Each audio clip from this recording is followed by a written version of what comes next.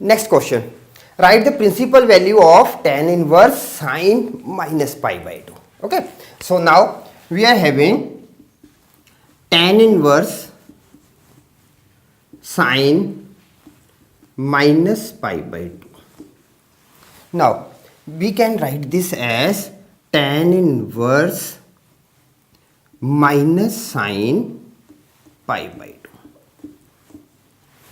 Okay. Why? What is the reason for this part? Because we are having sine minus theta is equal to minus sine theta. Okay. Simple reason.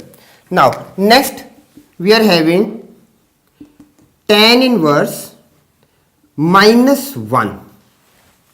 Okay. Now what is the reason for it? Because value of sine pi by 2 is equal to 1. Now further we are having tan minus 1. Now we have to compare it with tangent form. Okay. So we can write this as tan inverse minus tan pi by 4.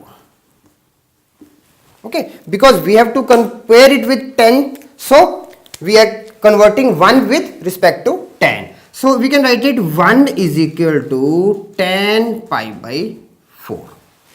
Now what is minus of tan theta? We can write it minus tan theta is equal to tan minus theta.